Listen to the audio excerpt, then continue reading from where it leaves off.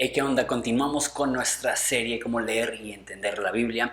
Hoy vamos a estar hablando acerca de los libros históricos. Los libros históricos son desde Josué hasta Esther. Entonces, Josué, Jueces, Ruth, Primera y Segunda de Samuel, Primera y Segunda de Reyes, Primera y Segunda de Crónicas, Nehemías, Esdras y Esther. Entonces, como casi todos los videos, tengo 5 puntos para ayudarnos a entender los libros históricos del Antiguo Testamento. 1. De Josué a Esther son 1000 años de historia. Es un poco loco como que intentar comprender eso. Pensar qué es lo que estaba pasando en México hace 1000 años. Todavía ni siquiera empezaba el Imperio Azteca. Para que te des una idea de la distancia que hay entre Josué y Esther. Pasa muchísimo tiempo, entonces nada más quiero darte como un esquema, una línea de tiempo para que puedas entender.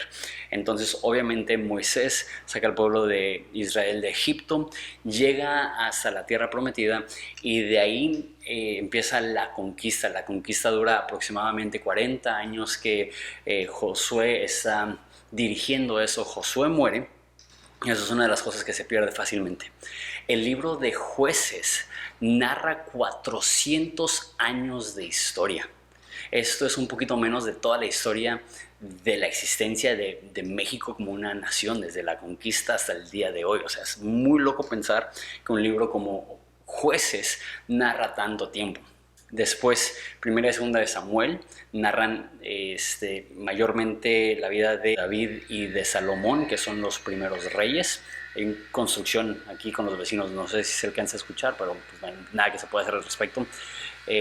Después es Primera y Segunda de Reyes, que narra Salomón, Primera de Reyes, y luego el resto de la historia de Israel. Ahora, es importante hacer hincapié en esto.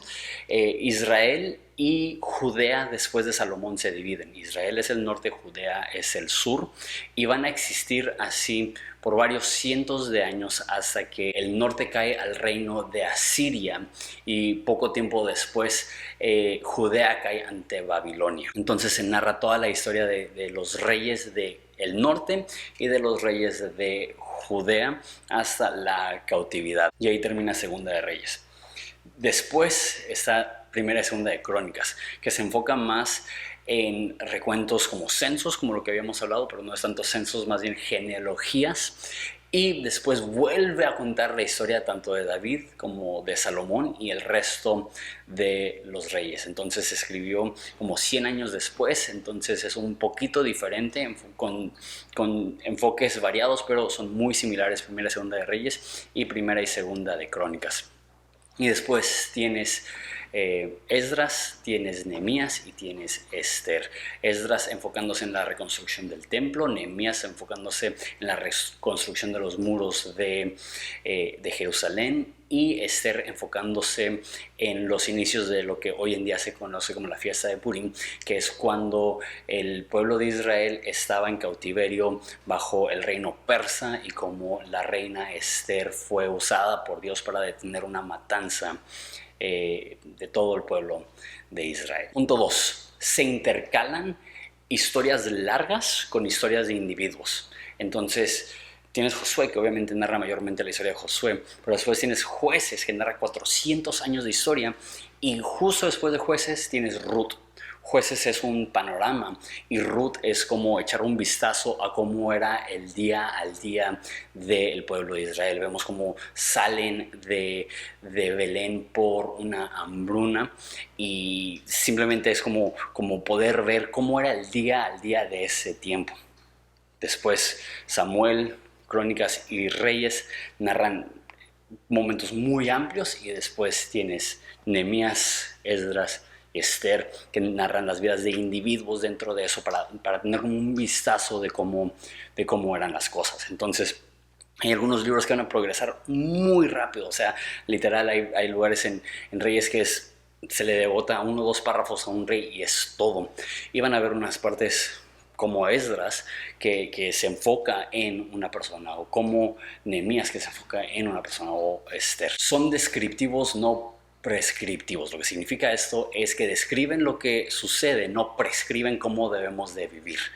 Hay muchas cosas que podemos aprender de los diferentes personajes bíblicos, pero es muy común leer la historia del Antiguo Testamento y estar un poco confundido porque había poligamia.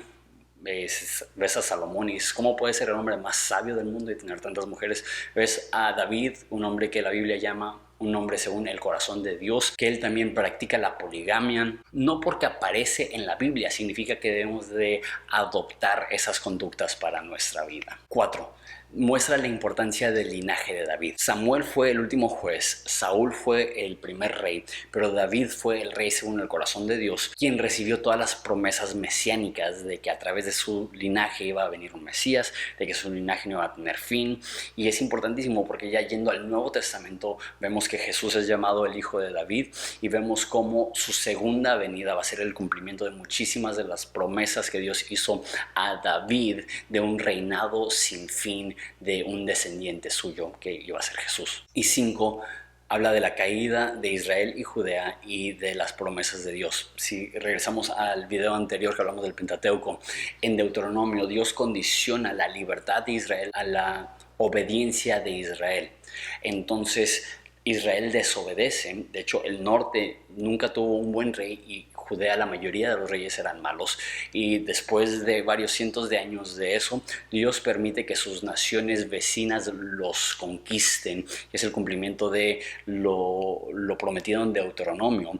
Pero también es importante ver cómo hay un regreso a Israel, un regreso a su tierra prometida. Y también es un cumplimiento de promesas de cómo Dios iba a seguir enfocado en su pueblo, que su pueblo iba a regresar, y nos recuerda algo que va a pasar ahora, que el pueblo de Israel en su mayoría ha negado a su Mesías, pero que el corazón de Dios sigue siendo para Israel y un día Él va a restaurar a Israel a una comunión correcta con sí mismo y con su Mesías. Entonces sí, espero que eso te ayude a entender un poco más los libros históricos del Antiguo Testamento. Por ahí nos vemos.